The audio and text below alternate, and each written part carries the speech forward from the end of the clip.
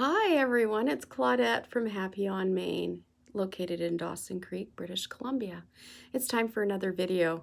I just started one before this and the phone rang. I'm hoping that doesn't happen again, but I just believe that everything happens for a reason. So I could feel that I was on a tangent there and I didn't like where it was going. So Spirit said, oh, you know what? You're not listening to me. You're not shutting this down. I'll make the phone ring then. So there you go.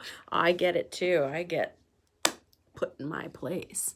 Okay, so I have lots of cool announcements. I'm going to try to shorten the length of this video. I've heard feedback that they are a little long.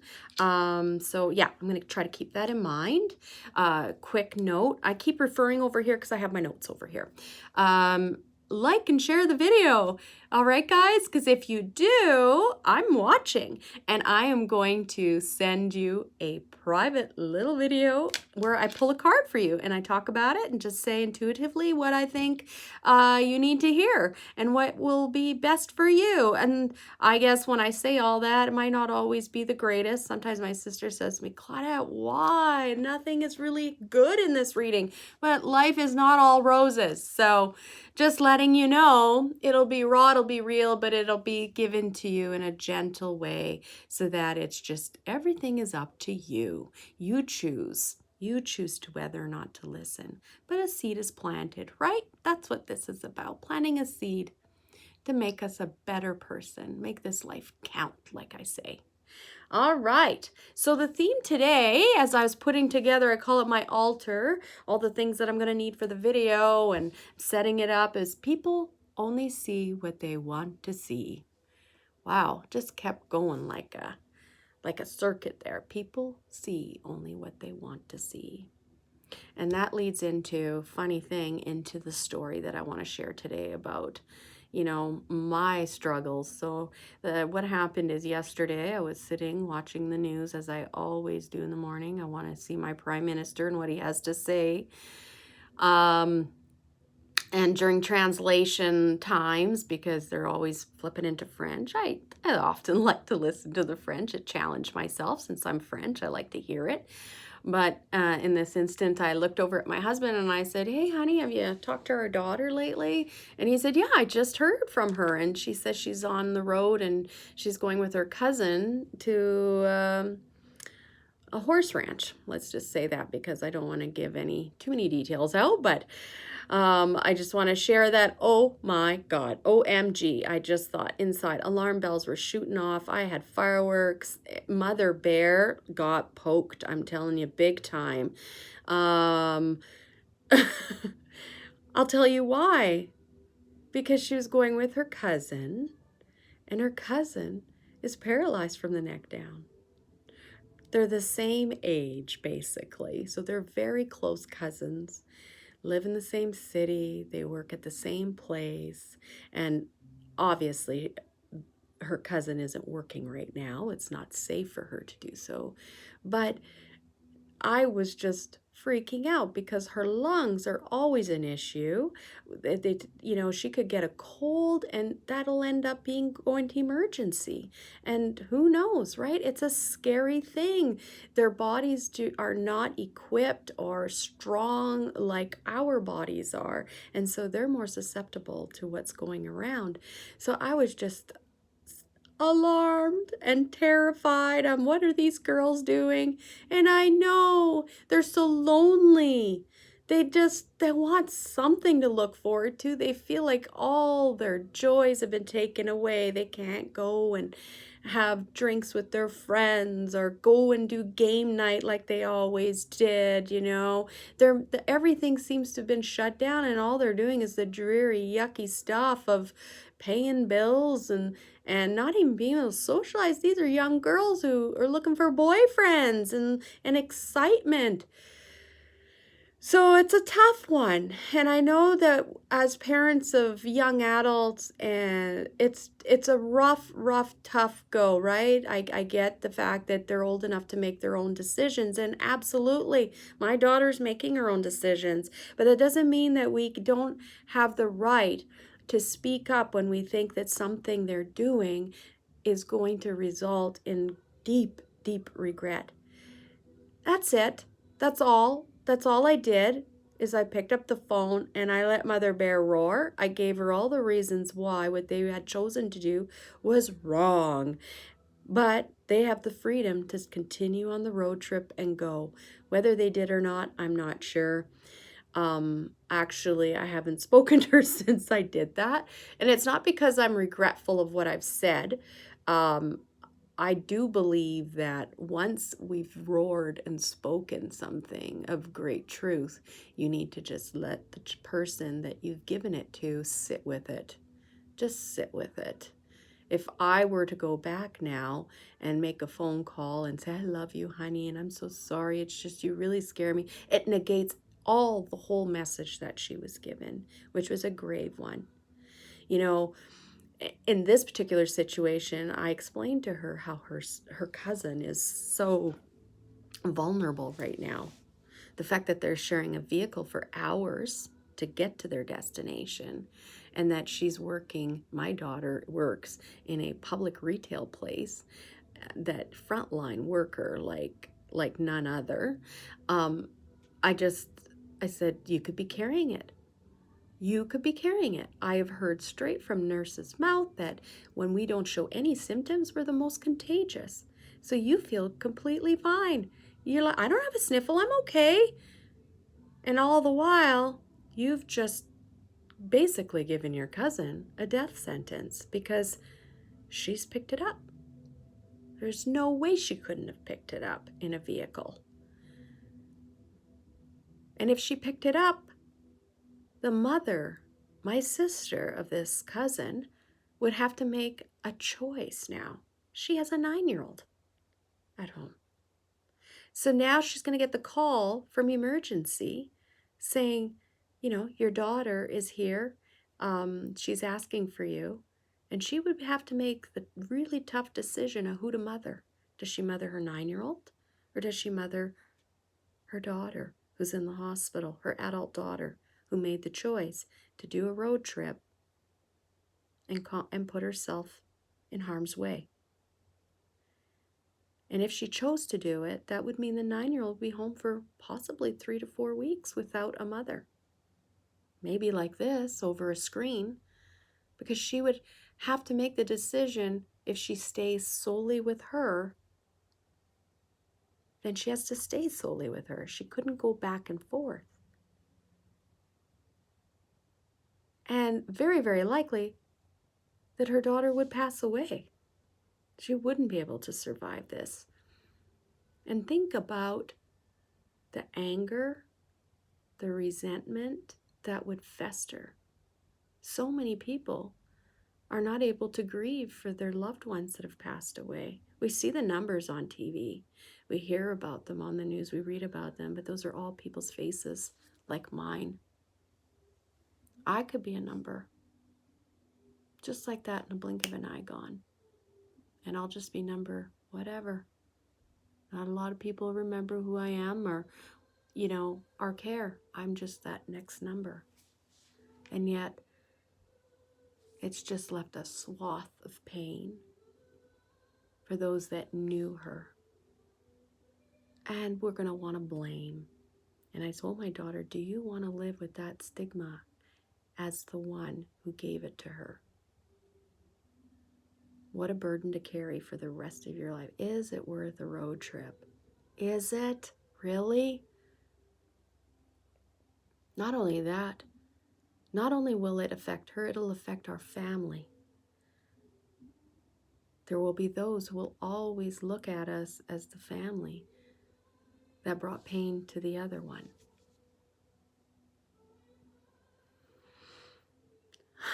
I definitely would not want to live with that. I've done everything I can over and above to ensure that I can sleep at night feeling good with the decisions that I've made and to the best of my ability, the very best, to protect everybody. It's our duty to humankind. So much selfishness going on. I just keep saying, if you were standing in front of your maker, whoever your maker is today, and had to explain your actions, do you think that they would be legitimate or just noise? It's often we're confronted, we make a bad decision, and then when we try to explain ourselves to someone, we realize how stupid our reasoning was, how selfish it was. There really was nothing there. We are the master manipulators to our own selves. We've been living with ourselves this whole lifetime, right? We know how to do the right pathway thinking in order to justify whatever it is that we want to do. Everybody does it. I'm just asking you now because people's lives are at stake. The vulnerable. Just take a pause and really say, could I live with myself? What's the worst case scenario here? What's the result of my actions? Okay, that's enough said about that. But let me tell you, my voice was elevated as I gave that. My daughter knows me well. Once I feel like something is wrong morally, ethically, I definitely jump up high and loud, and I let her know that she's free to make her own choices, but she's making the wrong choice. And I'm devastated to know that they had taken this on. And I was disappointed in the both of them, disappointed in what it would mean for me and all the other people around them that will be affected by their choice. And so when I hung up, I didn't feel so hot, about having that kind of conversation with my daughter. It's not fun when you're forced to be a parent. I'd much rather be that happy, oh, there goes mom, that silly woo-woo lady, with her crystals. I love that. I don't care. Make fun of me. They love it. They love to make fun of me, but they love me. I know they love me. This is not my favorite part, but I do it when I have to. That's what being a leader, that's what being a parent is about, is having those hard, difficult conversations and rising up and saying something when something needs to be said. And so I jumped in the shower, not having listened to any more of Trudeau. I was so busy with my own drama. Every day there's drama, by the way. Every day something new, a curveball, and you're like, oh, okay, this is what we're doing today. Nothing is normal. I totally get that, guys. Every day I'm like, okay, well, I thought today I might know what was happening and I might have a schedule. Nope, you don't have a schedule, Claudette. Nope. Back on track in the shower. I'm having my shower, and what am I doing? I'm sitting here deep in contemplation, and I'm just standing like this under the water, literally like this, asking spirit.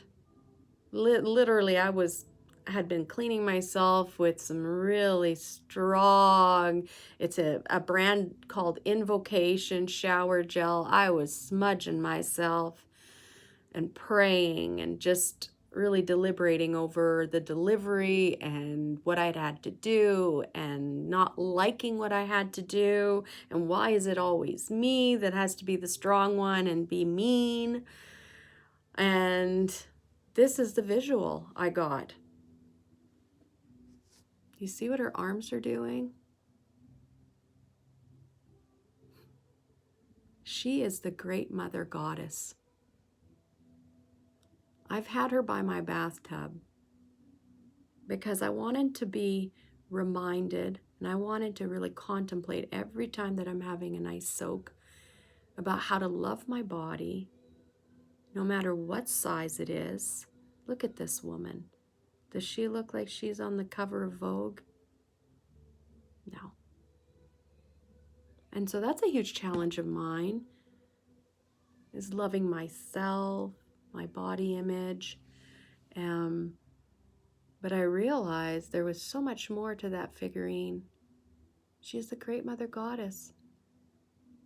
And here I was assuming that pose, all those baths of meditation and thinking and pondering. Part of it was to prepare me for this moment, a moment just like now, where I needed to be the great mother and hold my ground, and that it was okay. It was divine that I do this, and being a leader is not always fun.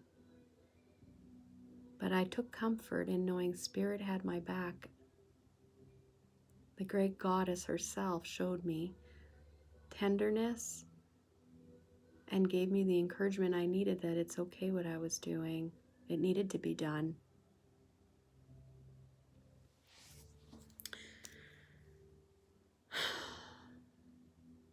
Being a leader, being a parent, means that we need to be unwavering in our morals, in what we believe is right and wrong. They are watching us. And if we compromise on one side of things because it's not convenient or it's not fun in that moment and really everybody else is doing it, they see that. You know, I want you to really examine leaders, those in your community. Don't be afraid to uphold them to a high standard. They've taken that position as a leader for a reason. And they must be held by a higher standard. Yes, we are all human, but being a leader requires more of you. With the prestige, with the recognition that you get, know that you have a higher burden to carry and that you're accepting that burden. That's all I'm going to say. It's not fun being a good leader.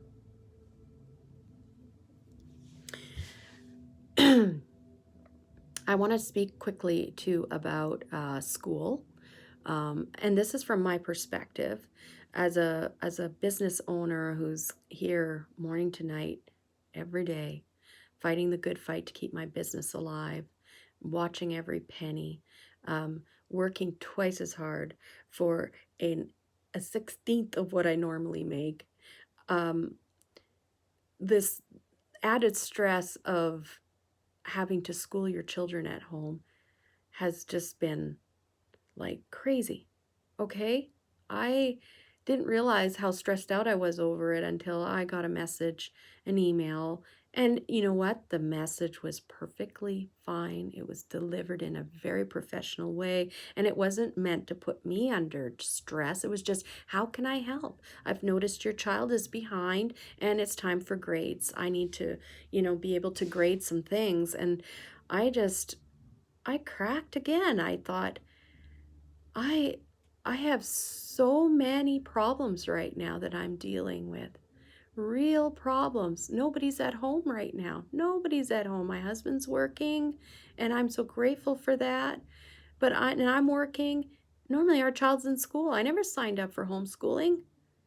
We never once said that we had the time or the energy or were capable of homeschooling our child. I've done it for a year. I completely know what homeschooling entails, teaching your child at home, and it's not anything I ever wanted to do again. It's very hard on the relationship between you and your child. You're now being more than ever asked to, discipline them regarding work. And we have so many dynamics already going on between a mother and child and a father and a child that stuff gets in the way. Whereas a teacher, she's pretty neutral when she's teaching. She's not going off and triggering that child because they don't know what the triggers really are, right? But we know, the child knows what the parents' triggers are. We know what the child's triggers are, and we often just go right into it. And so it just leaves everybody feeling like a great big mess. And I have great guilt. I have great guilt that I'm not delivering, education every day to my son and, taking the nature walk and building the puzzle. Because honestly, when I get home, I fought the great fight. I literally see myself like that soldier who puts her sword down at the door, walks in, and I just want humanity. I want to hug. I want to cuddle. I want to talk with my child. I want to enjoy a meal with him. And I'm not about cracking the whip because I don't have anything left in me. My child is frightened and scared about what's going on in the world. His life is disrupted, and he needs that from me too. So it ended up being that after speaking on the phone with the teacher, I felt like she still wasn't quite understanding my perspective, that at the end of the day, it's best for my son and I that we hug each other and we just talk about the day, see how they are, and not be sitting at a desk for the next 3 hours trying to pump out the schoolwork that's required. It's all I can do to get home and recharge my batteries for the next day right now. We're fighting to keep our business alive. So the teacher tried to compare herself to our situation, and that's something I don't think anyone can do. I don't think anybody's situation is comparable to anybody else's. So that's number one. You can't compare. I was trying to give her some perspective of our schedule, that yes, she's working, but she's working from home. She can yell up to her son and say, hey, come down and do your schoolwork. Hey, it's lunchtime. There's none of that happening in my home. I'm not there. My son should be in school right now, but instead he's hearing the walls creak. He's asking, is the door locked? Because he's being made to stay home. I am not going to force him to go sit in a room that he doesn't feel accustomed to sitting in and do work all on his own. I'm just not. I need my child to feel safe. And she has a paycheck. My paycheck isn't guaranteed. Every day I fight for every penny I earn. Lots of differences. So for those that say, oh, I know how you feel and this is what, no, you don't. Everybody's struggling. Everybody's got their own story. So don't say you do know, because we don't know. Everybody's struggle is different. I ended up calling the principal, and as a result, there is a staff meeting, and the principal was very eloquent with me and very caring and very understanding, and said she understood completely where I was coming from, that she had relayed this to the teachers, that, you know, there are families out there that are not at home able to do this one-on-one. They come home at night and they're frightened. They've got a lot going on. So she gave me a different perspective, and that's what I wanted to share in this video. Oh my God, here I go, rattling, prattling. So the thing is that I want to share with everyone, because it was something kind of enlightening for me, because I was only seeing it from my side. And the other side was, this teacher is paid by us, right? And so she is feeling a great responsibility to prove to the world and prove to us that she takes her job very seriously, and she is very concerned about making sure that we feel that she is earning every dollar that, you know, we've spent on her. And so I never looked at it from that perspective. So that's just something to consider for those of us that are in similar shoes as mine, where, you know, you're not there and you're struggling to keep your child on schedule. My child's like days late in submitting things. You know what? That's the way it's going to be. That's the new normal in our household. I do whatever I feel I can do, and when I notice tension, that's it for the day. So just think about it from the teacher's point of view, that they also have a job, a profession they chose. They're trying to do it to the very best. And so they think they're doing us, you know, an injustice by cutting slack or saying, oh, it's okay. They really want their whole classroom to be a success, their students to be a success. And to show to us, the world, that they can do this job even from where they are doing it from home. So enough said of that. I had Miss C ask me about, I had a Dear Claudette email. FYI, you can send a Dear Claudette email and I will address it in a video. And she wanted to know about grids. She hears a lot about crystal grids. Super fun, ladies and gentlemen. grids. I'm going to give you a little bit of a lowdown. Cliff Note version, okay, guys? And honestly, you can go to town with what I'm going to show you. Here's a grid. Here's an example of a grid. This is the flower of life. The seed is now in bloom. And what you'll notice is point. Here's an intersection. Here's an intersection. Look at all the points, okay? Now that I've pointed that out to you.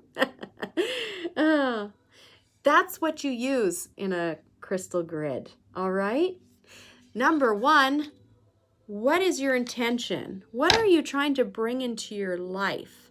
You're going to want to have one major stone that has a point, a lot like this, right? A pyramid. Sometimes you can have a generator. I just brought a little generator up for here. See how it's got the point, like an obelisk? This is about concentrating the energy through a point. So whatever it is, you want prosperity, you are looking for health, you're looking for peace, you're looking for healing. Choose your crystal based on those properties and put it in the center. Put it in the center. This is your pinnacle, your center point. All right, guys? So that sits there. So I'm just, again, going into my own. There's so many ways to work with the crystal grid. Intuitively, what I would be doing next, and everybody will do their own thing, I would be choosing the points, and I would be sticking black tourmaline as a protection circle. Now, this goes more with my line of thought and the way that I practice my faith. I believe in always having a protective circle around what you're doing. So this will protect your intent. I would do that. Do whatever you'd like. Again, you've noticed I've placed them on the points. Next, I would also like to amplify, it's like putting it in bold. What are you doing? From a dim light to a bright light. I would next choose just a few clear quartz. Clear quartz is a natural amplifier. Also, you could choose copper metals. If you've got little metal nuggets, great time to use those. And tourmaline is good for grounding, as is hematite. Hematite would be a good one for an anchor as well. Also, healing. Maybe what you're trying to bring in requires a healing process. Amethyst is wonderful for healing. So if you're trying to bring peace, but there is a lot of combative energy in your home, or yours really struggling, let's heal first. Okay, we need to heal first. So here, I would strategically be placing my points, because I'm choosing a point of healing coming off of that, the intent of what I'm asking for. All right. So for me, of course, I'm looking for prosperity, abundance. So I'm going to be concentrating on green. Green fuchsite, green kyanite. There is no set rules in stone, okay? I keep saying words that are already there. So this is basically a grid.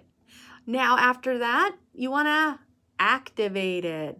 Again, use your own intuition here. Like it may change too.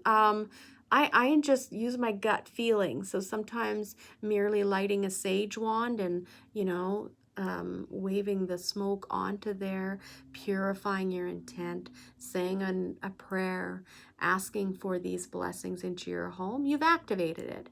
Others will put it in the sun.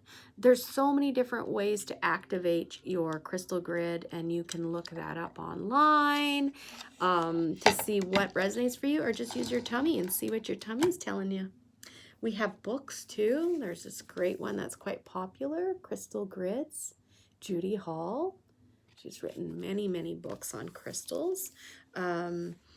We do have charts. Oh, I forgot my charts. So we can order you in a chart too. It's a laminated one and just talks about crystal grids and all the different ways. So you've noticed too, I've used rough, I've used points, I've used tumbled. The world is your oyster when it comes to crystal gridding. Also, bear in mind, you don't need this platform, okay? You could literally draw out any geometric pattern. And I kind of want to go a little bit further in that and talk about patterning, that you can use any pattern you want. You can, oh gosh, there was something really important I wanted to tell you about gridding. Think about the crystals, think about their intent, because as you saw, I pretty much made my own recipe here. I just pulled that out of the air.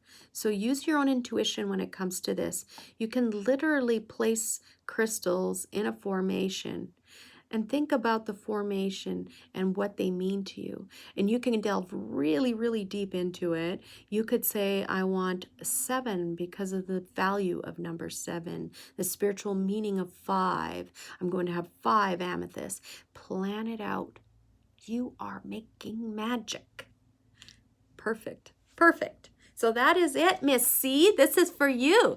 That was crystal gridding in Cliff Note version 101. I pulled the card from our universal cards. Peace. Peace on earth. Don't we need that? Let's read about peace. Peace, peace. Peace is an absence of mental conflict. I definitely got that. Mental conflict, and then I'm completely brought to peace by our Goddess Mother. It is quiet tranquility or calm, living in harmony. This is a card of reflection. Drawing it is a reminder to take time out of your busy life and truly relax. Relax, release, regenerate, and regroup. Let go and let good. Escape to a quiet place, even just for an hour. Relax, meditate, center your thoughts, and quiet your mind. Stop and smell the roses. Hug a tree. Just allow yourself to be. Find the oneness within and allow spirit to surround you. Be still and look within. This is not a time to rock the boat. Concentrate on ending conflict. Make peace with yourself and resolve inner conflicts and restore balance. Do not allow disruptive thoughts to penetrate your calm right now. Are you willing to risk rejection and move beyond your old patterns to create peace within? That's what I did. I need to preserve the peace within me. Check in with spirit. Surround yourself with tranquility to refresh and rejuvenate. Take time for yourself. Very important. Take time for yourself. Perhaps it is time to escape to the beach, the mountains, or another calm, natural setting to restore that sense of inner peace. Give up the struggle. Peace is simple. It really is.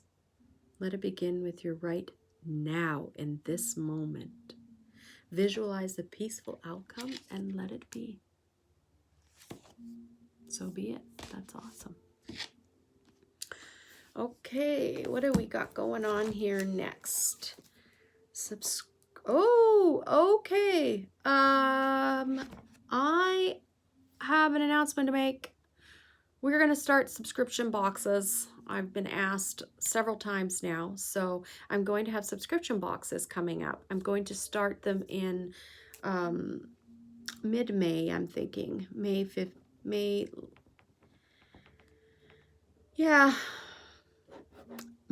May 15th. And these subscription boxes are going to be an incense of the month. There's going to be a crystal of the month. There's going to be a card of the month.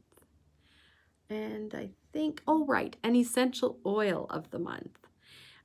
So these boxes are going to come in 2 options, your standard option, and the price will be $39.95. That'll include the shipping, where you'll have a surprise box come in with whatever theme that you've chosen. as well as a second option where it's kind of like the Cadillac for those that want a little bit of an extra big surprise in their box. And that one will be $54.99, and that one will include as well the shipping. There is tax on top of these boxes because they run through our store. But I'm really looking forward to it. I've been told by several that they would love for us to be putting these together. I've been giving them a lot of thought. They'll be packaged by myself, and I actually will be thinking of you, each individual, as I pack your box. And I'm really looking forward to it. I know that I looked at it like months ago and I just kind of let it go. I wasn't quite ready. I'm like a planner. So the fact that I'm doing this so quickly in my mind, I'm a little bit anxious about, but I know Spirit loves it that way. So I'm not in the way. I'm not getting in and trying to manipulate it and make it what Claudette thinks it should be. So just know that these boxes are going to be intuitively put together for you, and you will have your choice. You can email me, happyhobbitcurios@explorenet.com, HappyHobbitCurios at XPLORnet.com.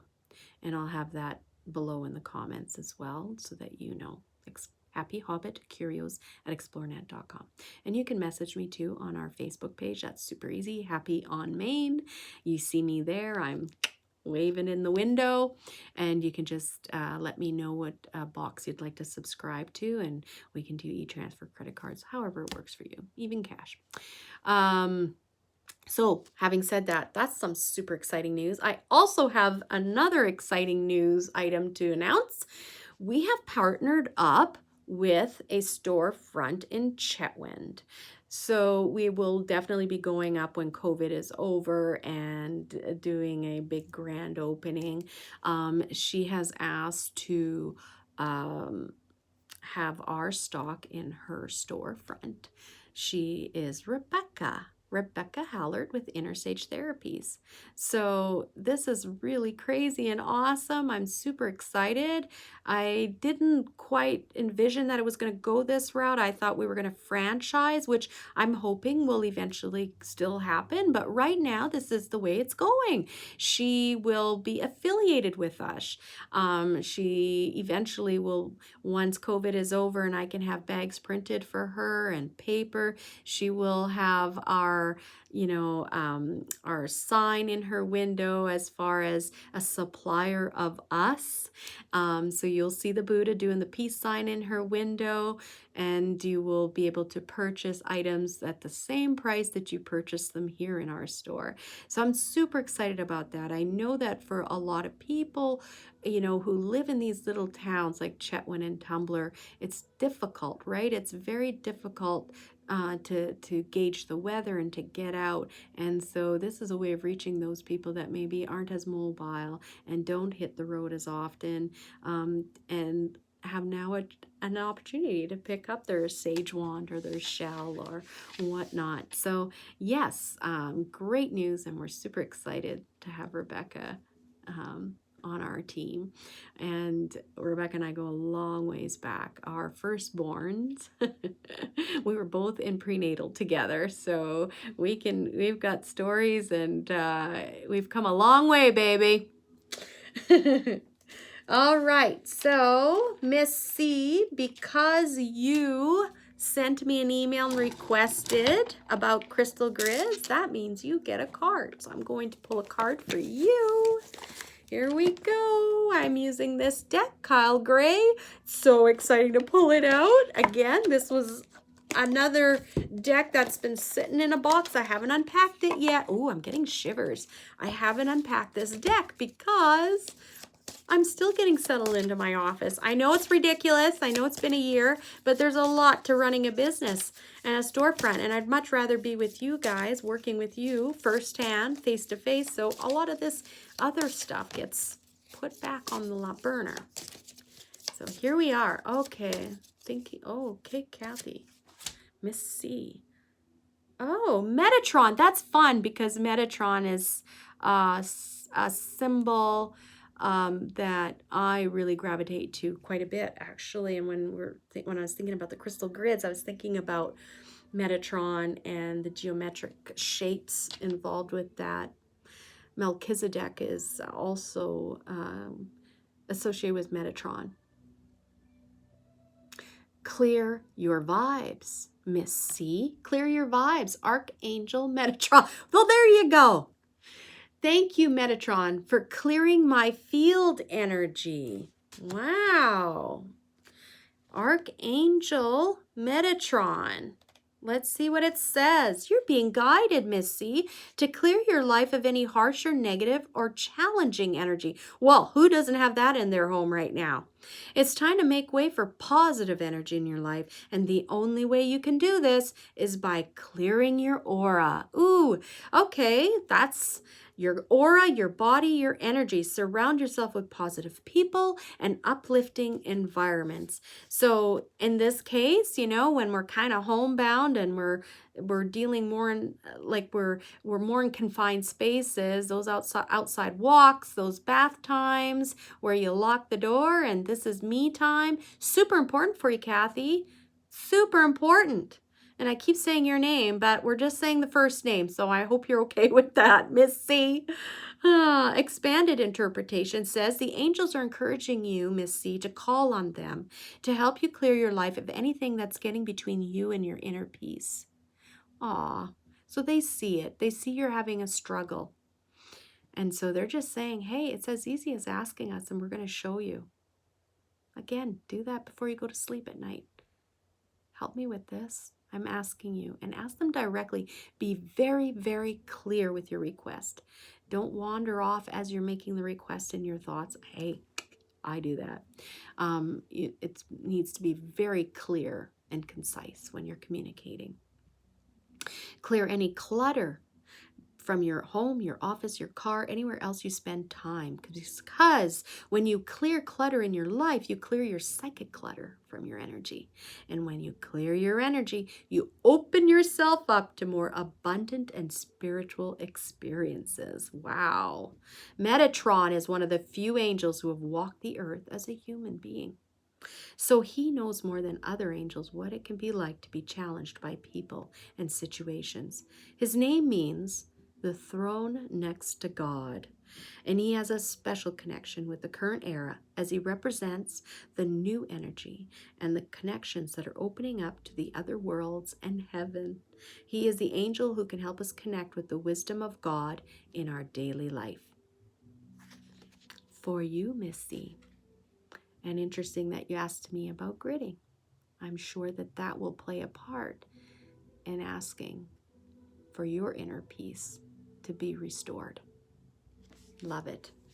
All right, and as usual, Brenda wants a card. Brenda is an advocate, a strong advocate, and loves, loves, loves these videos. So she checks in with me and says, when are you doing another one? Okay, here's, aw, unconditional love, Brenda. Unconditional love, the Divine Mother. This is yours. Aw. Again, so beautiful, so loving. I know we all could use that right now. Thank you, Divine Mother, for helping me to give and receive the love I deserve. You do deserve this love. You do deserve it. I'm just going to read what your card says. You're blessed to receive the guidance and support of the Divine Mother at this time. Her nurturing and loving spirit fills your energy like a cup so that you can feel whole again, Brenda. Together with her angels, she knows that at times you feel unloved. Oh, this is so for you, and find it difficult to share your love with others. She's here. She's here to help you see that it is just as blessed to give as to receive. And you are a beautiful giver, Brenda. Beautiful giver. You've given so much of yourself in life and love, and now it's time for you to receive. You're never too old to be mothered, and the Divine Mother sends her blessings to you at this time so that you can feel wrapped and secure in her love. You're being encouraged to love yourself and to see that you are deserving of love, Brenda, so that the Divine Mother can work with your angels to bring healing and miracles in your life. You are a being of unconditional love. It's natural to love and to be loved because it's who we are. You are love. The Divine Mother is the divining, mothering energy that runs through every belief system in the world. In India, she is seen as Shakti and Parvati. In the East, she is seen as Kuan Yin. And in many other places, she is seen as Mother Mary. Whatever you call this energy, she exists within you. She exists within all of us. And in this case, the Divine Mother is Mary, the Queen of the Angels. Whatever face or name you give her, she will be there, Brenda, for you in this time of need. How beautiful, Brenda. I don't think you need much more from me regarding that card. I think that it says everything you need. She's there for you. You're not alone. Love, you've loved well. You've given. She sees your true heart. And she loves you. Okay, next. Let me just see what else. I don't want to miss out on anything. I also want to extend a congratulations to Miss J. Jessica on the birth of her baby boy. No, wait a minute, it was a girl. Congratulations. I'm super happy to see you the other day. Mother looks so good on you. So good on you. I can see the shift in your energy, and you're going to be a wonderful mother. And what a special time for your daughter to be born in. She is going to be full of surprises for you. Don't ever think you figured her out, because she's come into the world a mystery. I also want to say to Jennifer's son, happy birthday. I know your birthday's coming up. Mom was here and she got a gift for you. And I want to say, when I see you, you have the most remarkable eyes. Those eyes shine. They shine the beauty within you. You are such a beautiful boy.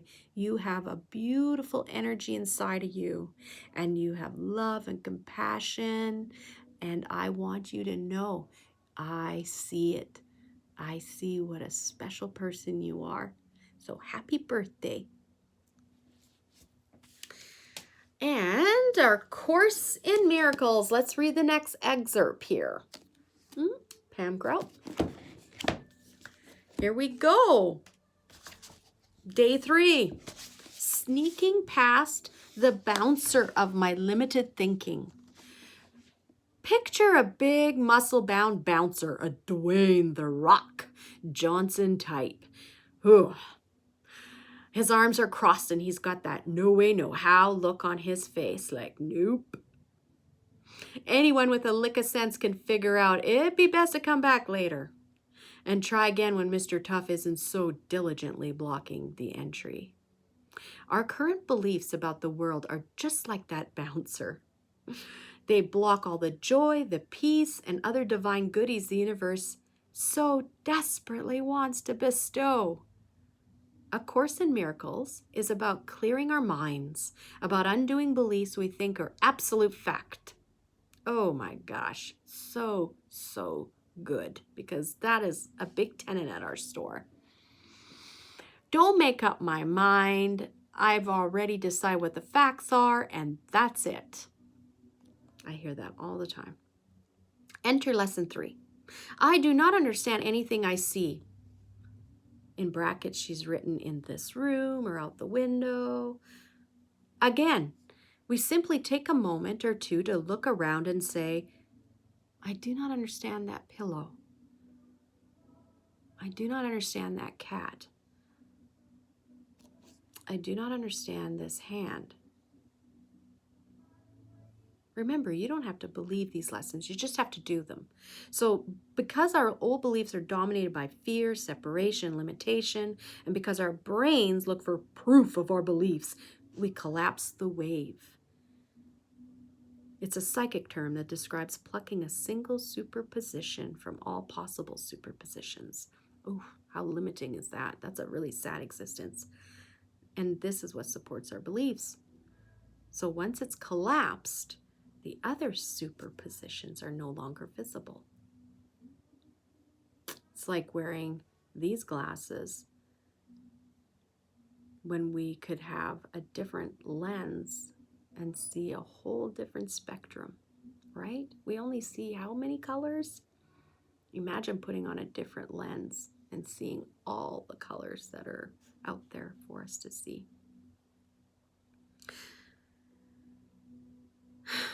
As we surrender old certainties, the world is flat, the table is solid, what we can't see with our physical eyes does not exist, a new, a kinder, more loving reality just comes gushing in. So true. Kind of like an awakening. So sure, I may think I understand this pillow, this cat, this hand, but it's possible I don't. Sit with that. And I'm willing to surrender my feeble interpretations, our little human interpretations in this huge galaxy of infinity. So there she uses it. So the infinite and incomparable, my natural state can glide effortlessly by that non-superfluous bouncer. Ding! Love that. Love that. Stretch the boundaries of what you accept as fact. Stretch them. Allow other ideas to come into play. Just toy with them and see how freeing it really is. See how freeing it is. Happy Hobbit Curios at explorenet.com. Happy on Main in Dawson Creek, BC. We have mailboxes outside the store. You can just drop a letter anonymously and I will answer it and address it here in my videos. Have a great day, and until I see you next, just continue to be the best version of yourself possible. Look to no one but yourself as that measure. Okay? You know how to be a good person, and you know what it takes to share and be a light for all those around you, encouraging, uplifting. I love you guys, and we will talk to you very soon. Bye-bye.